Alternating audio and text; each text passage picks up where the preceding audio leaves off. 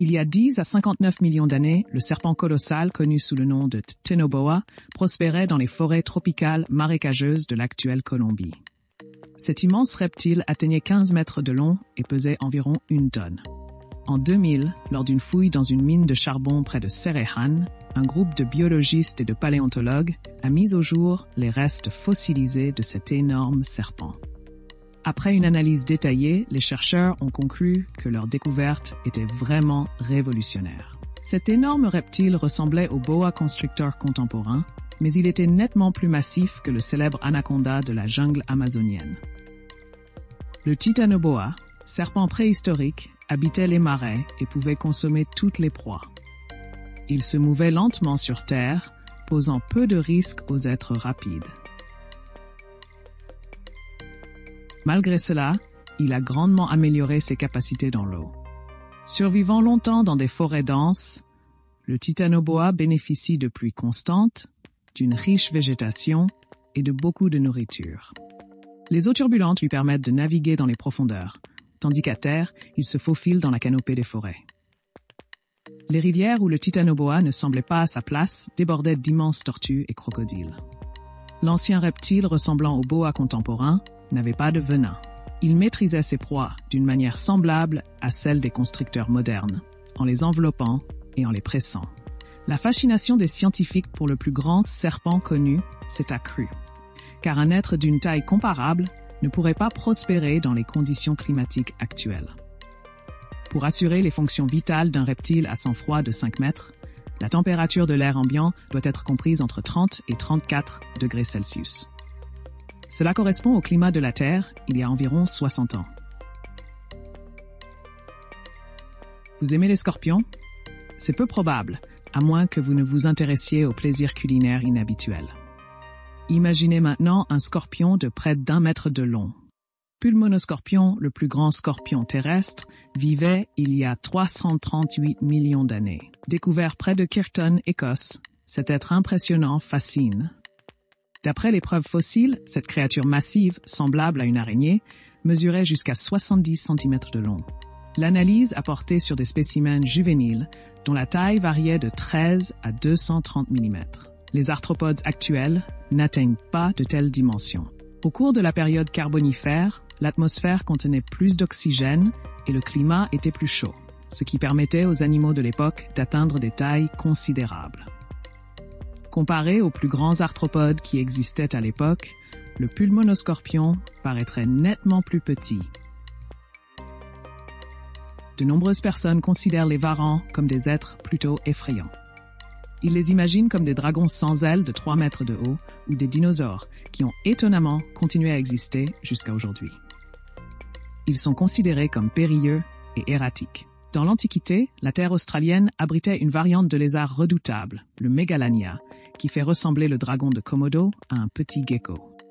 Les experts pensent que cette bête mesurait entre 4 et 9 mètres et pesait plus de 2 tonnes. Elle vivait probablement dans des savanes et des forêts clairsemées, chassant de grands mammifères tels que Diprotodon et Zygomaturus. Il est similaire au varan actuel. Il ne repoussait pas ses proies. Ces immenses reptiles, gros comme des vaches, auraient vécu au Pléistocène, apparaissant il y a 16 millions d'années et disparaissant il y a 40 000 ans. Le film L'âge de glace a fait découvrir Diego, un tigre à dents de sabre, et il est probable que les enfants comme les adultes savent que ces créatures ont un jour parcouru notre Terre. Mais un tel animal a-t-il vraiment existé? Grâce à la découverte de squelettes sur presque tous les continents, les chercheurs ont déterminé qu'il y a 20 millions à 10 0 ans, des chats dotés de crocs exceptionnellement longs occupaient presque toutes les régions du globe, à l'exception de l'Australie et de l'Antarctique. Ils ont été classés dans une sous-famille spécifique, nommée chats à dents de sabre. On pensait qu'ils avaient une taille similaire aux tigres ou lions actuels. Cependant, il s'est avéré que leur taille différait. La raison pour laquelle ces chats possédaient des dents allongées reste inexpliquée. Si ces dents permettaient d'infliger de profondes blessures, elles étaient également susceptibles de se briser. De plus, leur mâchoire devait s'ouvrir à un angle de 120 degrés, ce qui diminuait considérablement la force de leurs morsures. On suppose que les crocs servaient simplement à attirer les partenaires en raison de leur attrait esthétique. Cependant, l'idée qu'ils ont été utilisés pour créer des blessures profondes semble plus plausible. Le dinosaure était un crocodile préhistorique qui dominait la faune nord-américaine il y a environ 80 à 73 millions d'années. Sa taille est stupéfiante. Ces créatures pouvaient atteindre une longueur de 12 mètres et peser jusqu'à 8,5 tonnes. Malgré ses dimensions imposantes, l'aspect extérieur du Deinosuchus ressemblait beaucoup à celui des crocodiles d'aujourd'hui. Comme les alligators, il avait un large museau qui s'élargissait légèrement à l'extrémité. En 2002, David Schwimmer estima que la force de morsure de Deinosuchus était près de 18 nœuds. Étant donné que les dinosaures coexistaient à cette époque, il est plausible qu'ils aient pu s'attaquer à certains d'entre eux en employant des stratégies de chasse similaires à celles utilisées par les crocodiles contemporains. Dans les eaux basses, les êtres chassaient leur proie, la capturaient et l'emmenaient dans les abysses, où elle restait jusqu'à sa noyade. Ensuite, ils ont découpé la carcasse, la tournant, avant de se reposer longuement. À l'époque des dinosaures, des êtres massifs erraient sur la Terre, se demandant qui gouvernait les cieux. La plus grande créature aérienne était, tout simplement, Quetzalcoatl. Quetzalcoatl a été nommé d'après la divinité aztèque du serpent, capable d'éclipser le soleil. En réalité, ce géant pourrait occulter notre plus grande étoile. Imaginez ses ailes étendues sur 12 mètres de large, à titre de comparaison. C'est aussi haut qu'un immeuble de 4 étages. En effet, c'était un géant. Vous vous interrogez peut-être sur la manière dont un tel géant a pu s'envoler. Étonnamment, sa taille ne rendait pas le vol difficile. Quetzalcoatl pesait entre 150 et 200 kilos.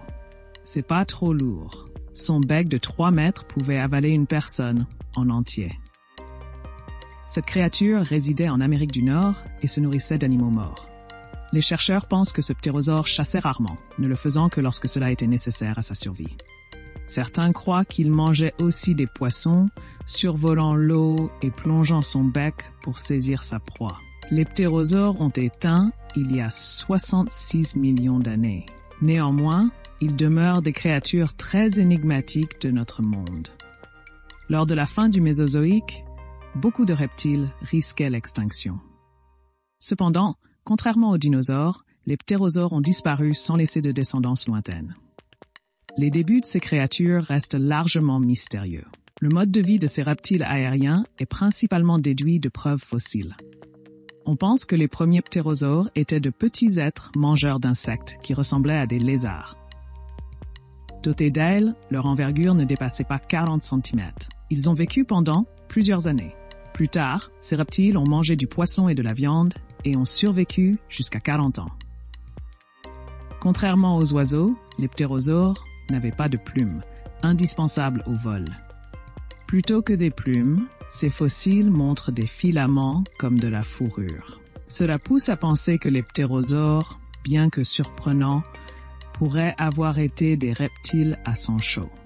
Leur aptitude à réchauffer vite leurs muscles pour le vol suggère qu'ils étaient endothermiques. Un autre film hollywoodien sur les requins vise à effrayer avec l'idée que les mégalodons, grands ancêtres des requins actuels, se cachent encore dans nos océans.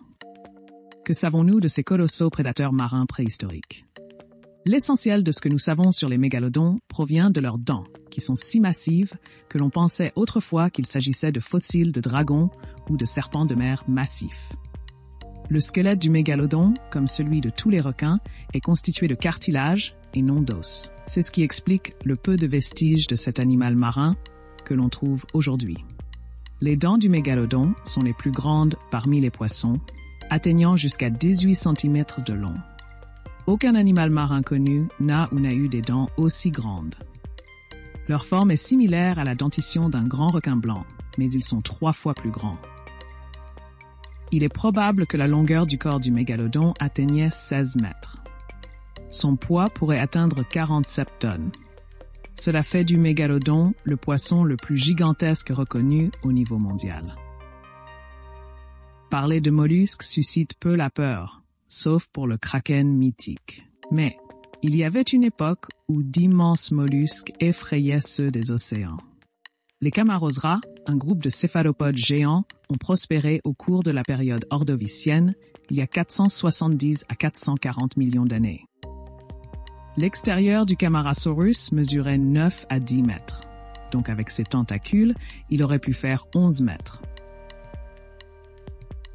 La coquille, qui était à la fois conique et robuste, constituait 90% de la longueur totale, offrant une protection efficace au manteau central du mollusque. La tête du céphalopode, tel un appareil photo, était faite de muscles souples près de la bouche. Ses tentacules, similaires à ceux d'une seiche moderne, émergeaient de sa tête, lui permettant d'attraper sa proie pour se nourrir. Un bec dur, à la base des tentacules, lui servait à perforer la chair de sa proie. Il avait assez de force pour créer les coquilles dures de céphalopodes et les exosquelettes des crustacés. Si vous avez aimé cette vidéo, veuillez lui donner un pouce en l'air. Merci d'avoir regardé et à bientôt.